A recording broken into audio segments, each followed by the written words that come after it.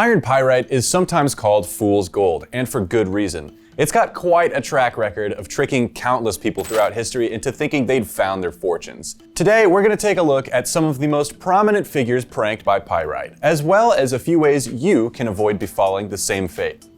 Let's get into it. First up is a man who we've mentioned before on this channel, Sir Martin Frobisher. In the late 1500s, he was an English privateer, which is basically a pirate with a government contract. Despite being a prisoner in Portugal, plundering French vessels in the name of the crown, making 3 voyages to the New World, and getting knighted for repelling the Spanish Armada, the thing we're going to remember him for today is a mineral mishap. On his second voyage to the New World, he discovered an ore that contained what he was certain was gold. Yellow metallic glints and speckles dotted the rocks. He had 200 tons of it loaded onto 3 different ships to bring back home with him.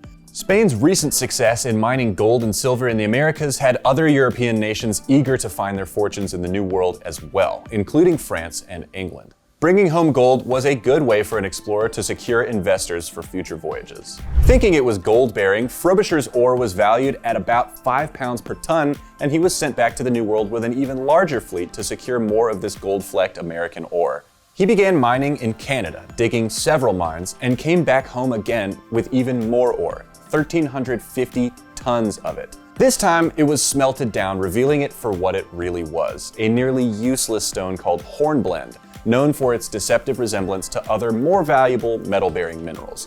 And those gold flecks? If you guessed pyrite, you're correct. It wasn't a total failure though. The hornblende was used to build roads, and there actually was a teeny weeny bit of gold in there. Only 5 to 14 parts per billion, but it's better than being empty-handed. Next on our list is someone you may have heard of, John Smith, and his captain, Christopher Newport. Turns out, pyrite played quite a role in the founding of Jamestown. This was a few years after Frobisher's pyrite debacle, so you'd think people would have been a bit more wary. Instead of ore, this time the perpetrator was clay. John Smith was sent by Newport up the Potomac River to a mine used by Native Americans for resources.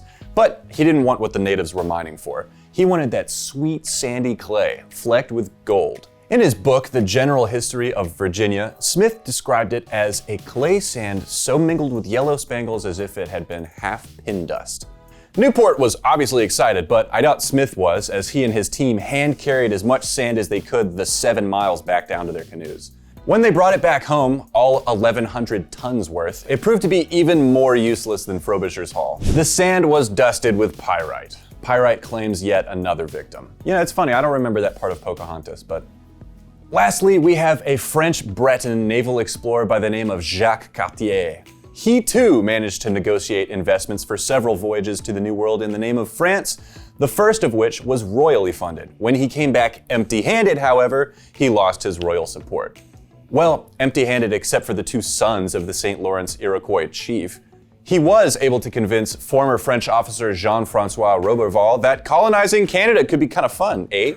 And with his funding secured for a second voyage, he went back to the New World, bringing the 2 kidnapped sons back with him. At the end of his second voyage, he decided that the 2 sons weren't enough, so he kidnapped the whole chief, Chief Donnacona. His plan was to bring the chief to tell in person tales of the fabled kingdom of Saguenay, believed to be north of the Potomac, a land rich with rubies, diamonds, gold, and silver, and some people who could fly. The wild story was too great to pass up, and he received further funding for his third voyage, this time with the mission of establishing a colony and finding the kingdom of Saguenay. So they landed and they started to do just that. They established Charlesburg Royale, building a fort, planting some crops like turnips and lettuces. They also collected diamonds and gold. What a perfect way to ensure further funding for your trips. If you've been paying attention, you know where this is going. The precious materials they thought they were sending back to France were not diamond and gold, but rather quartz and pyrite. This is where the French expression faux comme le diamant du Canada comes from, which means as fake as Canadian diamonds. By this point, the Iroquois were noticeably more hostile and less willing to barter and trade. And who can blame them? This French dude pulled up and kidnapped important members of their tribe. Twice! So, with the neighbors angry, disease running rampant, a brutal winter, and colony population numbers running low, Cartier decided that enough was enough. On his way back home, he encountered his co-colonizer, Roberval, on his way to the New World to help find that kingdom of Saguenay. Cartier ended up leaving him behind under cover of night, but Roberval was optimistic and naive and pressed on. He took command of Charlesburg Royale when he arrived and headed back home 1 year later, abandoning the failed colony.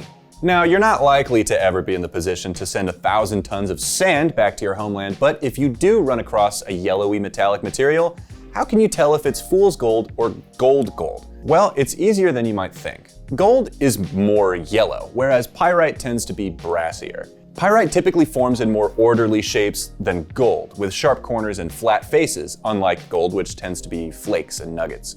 Gold is highly malleable, meaning you can dent it with a hammer and you can even bend it in your hands.